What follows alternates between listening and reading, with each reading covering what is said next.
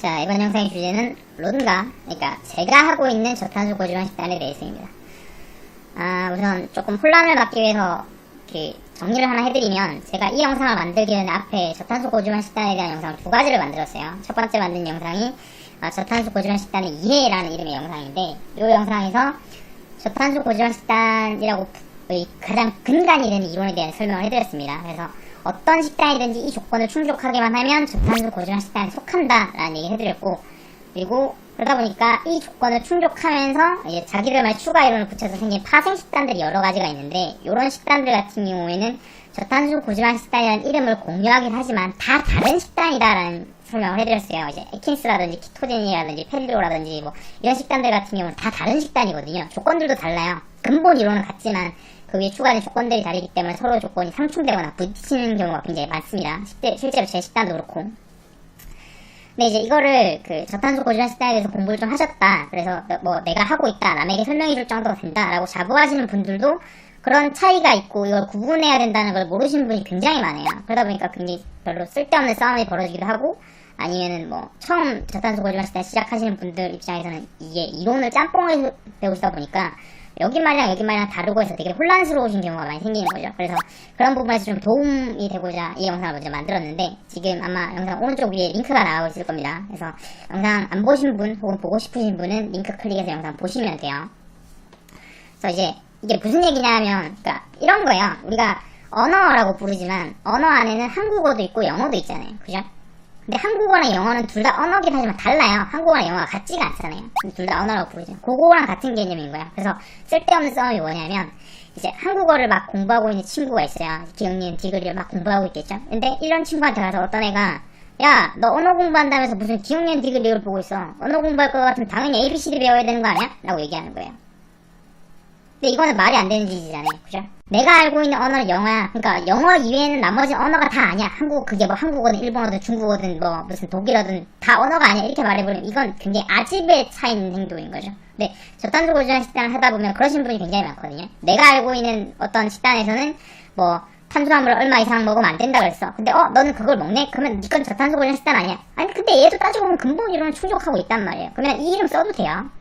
근데 내가 알고 있는 거랑 다르다고 해서 공격을 해버리는 거죠. 이게 무의미한 싸움이니까 이런 거 좀 안 하셨으면 좋겠다라는 의미에서 한 거고, 두 번째로는 이제 저탄소 고지방 식단을 처음 접하시는 분들 같은 경우에는 이제 서로 다른 식단인데 둘 다 이 이름을 공유를 하다 보니까 이 두세 가지 이론을 짬뽕해서 배우시는 경우가 생겨요. 그러다 보면 굉장히 이상한 혼종 식단이 만들어지는데, 그러면 이제 언어 비유하면 어떻게 되냐면, 자음은 한글로 배우고 모음을 영어로 배운 거야. 그래서 가라고 쓰고 싶은데 길게 이렇게 쓰는 거죠. 이건 한글도 아니고 영어도 아니잖아요. 이건 언어조차도 아니게 돼버려요.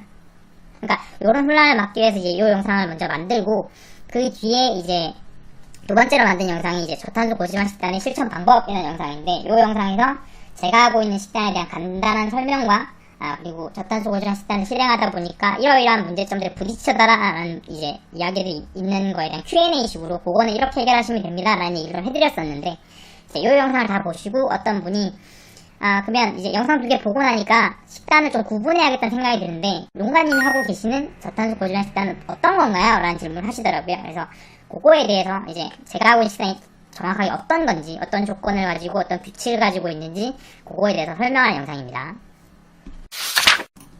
자, 그러면 제가 하고 있는 식단 같은 경우에는 우선 기존에 많이 알려져 있는 유명한 식단인 에킨스라든지 키토제닉이라든지 펠리오 식단이랑은 좀 다른 식단이에요. 왜냐하면 그 식단들에서 금지하고 있는 사항을 저는 허용하고 있는 경우가 되게 많기 때문에, 그래서 처음에는 그 특정한 식단의 변형입니다 라고 소개를 할까 하다가 괜히 조금 더 혼란스러우실 것 같아서 그냥 완전히 새로운 식단인 론가 식단이라고 그냥 명명을 할게요. 자, 그럼 론가 식단 같은 경우에는 규칙이 딱 두 가지가 있습니다. 되게 단순해요. 첫 번째 조건이 뭐냐면, 고기, 야채, 과일을 먹되 그 종류와 양을 제한하지 않는다. 이게 첫 번째 규칙이에요. 그럼 여기까지 듣고 나서 이제 의아하게 생각하시는 분들 되게 많으실 거예요. 과일 같은 경우가 이제 뭐 달달하기도 하고 이거 먹으면 뭐 살찔 수도 있고 혈당 올라간다는데 이거 제한 없이 이렇게 막 먹어도 되는 거냐? 라고 생각하시는 분도 계실 거고, 이제 뭐 다이어트 관련해서 공부 좀 하시는 분 같은 경우에는 야채 중에 뭐 당근이라든지 양파 같은 이런 뿌리 야채들은 GI지수도 높고 뭐 탄수화물 함량도 좀 많다고 들었는데 요거 먹으면 살찌는 거, 혈당 올라가서 살찌는 거 아니냐 이렇게 생각하시는 분도 계실 텐데, 제가 이 영상 만들기 전에 앞에 만든 영상 중에 과일은 혈당을 높이는 음식일까라는 영상이 있어요. 이 영상에서 이제 GI 지수가 가지는 자체적인 오류에 대한 얘기를 하거든요. 그래서 그 GI 지수가 가지는 오류가 있기 때문에 과일이라든지 양파나 당근은 거기서는 혈당을 높이는 음식으로 분류가 되고 있지만 실제로 먹었을 때는 혈당을 그다지 높이는 음식은 아니다라는 내용에 대해서 자세하게 설명을 해드립니다. 지금 아마 오른쪽 위에 링크가 나오고 있을 텐데 영상 이 내용이 궁금하신 분은 눌러서 링크를 보시기 권장하고요. 그리고 과일 같은 경우를 엄청나게 많이 먹을 수 있을 거라고 생각하시는 분들이 많은데 일단 막상 먹어보면 이제 뭐라 그래야 될까, 먹어도 배가 고픈 느낌이 있으니까 배부르게 먹어도. 왜냐하면 과일 같은 경우가 대부분 다 이제 80% 90%가 수분으로 되어 있기 때문에 먹으면 물배가 차요. 먹으면 물배가 차서 포만감이 있는데 계속 다른 음식, 이제 고기가 더 먹고 싶어지는 상황이 와서 나중 되면 이제 자연스럽게 먹다 보면은 고기를 먹고 과일을 조금 먹는 형태로 이제 정리가 됩니다. 이게 처음에는 과일을 막 진짜 좋아해서 막 과일로 며칠 동안 먹어야지 하는데 그렇게 먹다 보면 과일이 물리기도 하고 또 철이 지나서 묵고 하는 과일도 생기고 이렇게 하면서 과일만 계속 먹는 게 지속이 안 돼요. 되게 자연스럽게. 그리고 야채 같은 경우에도 뭐 식이섬유가 변비에 좋아서 야채는 많이 먹을수록 좋다고 하는데 야채는 일단 부피 자체가 있기 때문에 엄청나게 많은 양을 먹기도 힘들고 또 억지로라도 많은 양을 먹다 보면 그 과잉 식이섬유 때문에 변비가 와요. 그래서 야채조차도 결국 많이 못 먹게 됩니다. 그리고 고기 같은 경우에도 뭐 고기 너무 많이 먹으면 안 되는 거 아니냐 이런 얘기 하시는데 제가 이 식단 처음 시작할 때 하루 3끼를 먹었는데 한 끼에 고기를 250g씩 먹었거든요.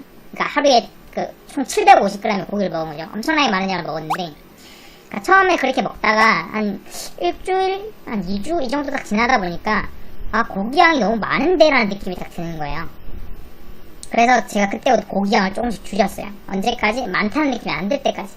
그러니까 나중에 하루 전체에 먹은 양이 300g 정도 줄더라고요. 그래서 그렇게 먹다가 이제 체중이 어느 정도 빠지고 이제 운동을 해서 몸을 좀 가꿔볼까 라는 생각이 들어서 운동을 시작을 하니까 이게 에너지가 부족한지 힘이 붙이고 고기가 더 먹고 싶은 느낌이 들더라고요. 그래서 지금은 고기 섭취량을 조금씩 늘려서 하루에 500g 정도 먹습니다. 그러니까 이게 말하는 게 뭐냐면 몸이 하는 얘기를 들으라는 거예요.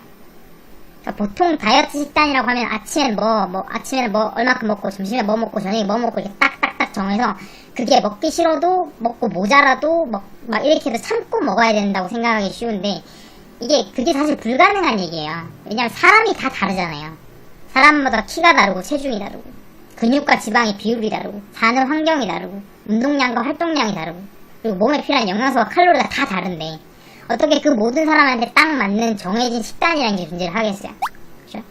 그리고 그런 식단이 존재한다고 하더라도 내 몸이 계속 바뀌잖아요.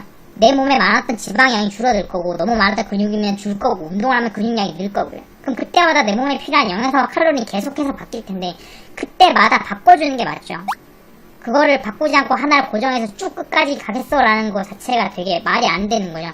그러니까 애초에 사람의 몸은 어떤 이제 영양소나 칼로리가 필요하면 어떤 음식이 먹고 싶어지게 디자인이 돼 있고 너무 많다 그러면 그만 먹고 싶어지게 디자인이 되어 있어요. 그래서 원래 몸이 원하는 대로 먹어주면 아무 이상이 없는데 이게 중간에 곡식이라고 하는 혈당을 빠르게 높이는 탄수화물이 등장을 해서 얘로 인해서 이 기본 메커니즘이 무너지는 거예요. 혈당이 너무 빠르게 급격하게 치솟다 보니까.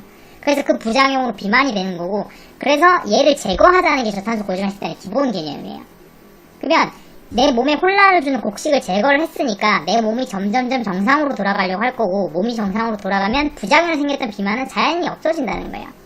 그러니까 칼로리나 이런 걸 되게 신경 많이 쓰시는 분들이 계신데 여러분 진짜 중요한 게 사람의 몸은 기계가 아닙니다. 사람의 몸은 기계가 아니라서 내가 100칼로리를 먹었다고 100칼로리를 완전히 완벽하게 흡수하는 게 아니에요. 너무 많은 칼로리를 먹으면 잉여 칼로리는 똥으로 나가요. 우리가 애초에 싼 똥을 거름으로 쓸 수 있는 이유가 그거잖아요. 몸에서 흡수하지 못한 칼로리가 똥에 남아있기 때문에 얘를 거름으로 쓰면 그 남아있는 칼로리를 이제 작물들이 먹고 잘 크는 거죠. 요거 같은 경우에 제가 굶는 다이어트가 억울한 이유라는 영상에서 굉장히 자세하게 설명을 했었는데 그거 지금 오른쪽에 링크를 넣어 놓을 테니까 이런 칼로리 이론이랑 상반되는 내용에 대해서 궁금하신 분은 그 영상을 보시기를 좀 추천을 좀 해드릴게요. 자, 그러면은 이제 두 번째 조건은 뭐냐면 식단에서 허용하는 음식 이외의 금지식품들은 지속적이지만 않다면 먹어도 된다 라는 거예요. 이제 이거는 듣고 되게 어이없어 하시는 분이 많으실 텐데 보통 대부분의 식단에서 금지식품의 섭취를 허용을 하질 않거든요. 좀 심한 식단 같은 경우에는 금지식품을 거의 무슨 뭐 독극물 수준으로 취급을 해요. 그거는 무슨 뭐 독약이고 내 몸을 망치는 지름길이고 뭐 먹으면 당장 죽을 것처럼 얘기를 하고 뭐 쓰레기고 그걸 왜 몸에 쳐넣냐 막 그런 얘기를 하기도 하고, 또 이제 참지 못하고 그런 걸 먹은 사람에 대해서 엄청나게 심하게 비난을 해요. 뭐 패배자, 뭐 의지박약, 그 정도 근성도 없냐, 뭐 쓰레기, 뭐 이렇게 엄청나게 많이 하는데, 이제 중요한 거는 우리가 그런 뭐 예를 들어서 뭐 술자리 같은 데 갔다 술을 마시고 안주를 먹다, 이걸 하루 그렇게 했다고 해서 당장 내 체중이 10kg, 20kg 이렇게 찌는 게 아니잖아요. 그죠? 이거를 지속적으로 계속 먹어왔기 때문에 체중이 늘어나는 거지, 이거를 하루 먹었다고 이렇게 찌는 게 아니란 말이에요. 그리고 앞에 말씀드린 것처럼 첫 번째 조건에 맞는 식단 하시면 내 몸 대사가 점점 정상 대사로 돌아와요. 그리고 그 과정에서 비만이 빠지는 거고, 그러면 내 몸이 정상 대사로 돌아왔어요. 정상 대사로 돌아온 다음에 금지식품을 먹었어요. 그러면 금지식품을 먹었다고 해서 내 몸이 바로 망가지는 게 아니에요. 처음에 타격을 좀 받죠. 뭐야 이거 이렇게 하고, 이게 지속되면 점점 몸 대사가 망가지기 시작을 해요.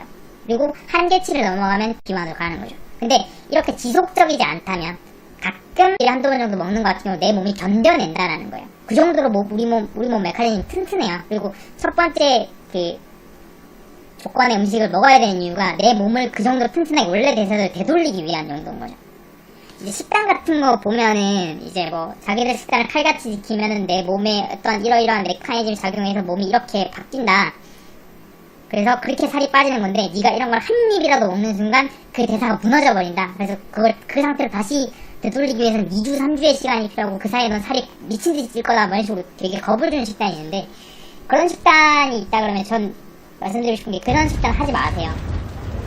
그게 요요 온다는 얘기잖아요. 쉽게 말하면 우리 식단은 요요가 되게 쉽게 오는 식단입니다 라는 얘기인데, 뭐하러 요요가 쉽게 오는 식단을 해요. 그런 식단 안 하는 게 낫지. 그죠? 그러니까 중요한 거는 내 몸이 원래 대사를 찾아서 이런 정크푸드 같은 걸 먹더라도 거절할 수 있는, 애초에 안 먹는 게 가장 좋긴 해요. 안 먹는 게 가장 좋은데 현대사회에서 불가능하잖아요. 대부분의 음식이 곡식으로 되어 있고, 술자리 같은 걸 안 갈 수도 없고, 뭐 여행 같은 거 가면 여행 가서 현지 음식들을 먹어봐야 될 거 아니에요. 월드컵 같은 거 가면 치맥 시켜놓고 한잔 해야죠. 어떻게 사람이 어떻게 그걸 평생 안 하고 살 수가 있어요. 제 기준에서는 그건 불가능한 거예요.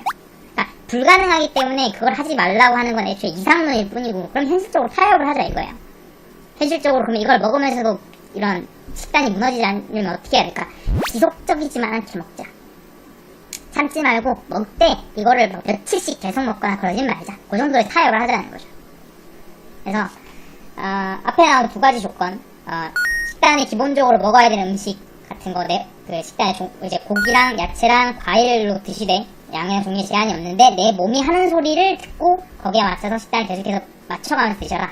두 번째, 이런 걸 먹지 않는 것이 가장 좋긴 하지만 억지로 참다가 스트레스를 받아서 식단 자체를 때려쳐버린다든지, 아니면 스트레스 호르몬이 분비돼서 몸 대사가 망가지는 게 더 안 좋으니까 먹고 싶은 음식이 있으면 지속적이지 않은 범위 내에서 드셔라. 그 두 가지 조건만 충족하시면 당신의 몸은 점점 좋아질 거고 그 살이 빠질 거다. 그게 롱가 식단이에요. 아시겠죠? 상당히 긴 영상인데 끝까지 봐주셔서 감사하고요.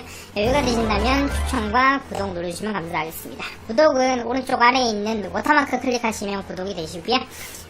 저는 다음 시간에 또 다른 주제를 가지고 오도록 하겠습니다. 다음 시간에 만나요. 안녕.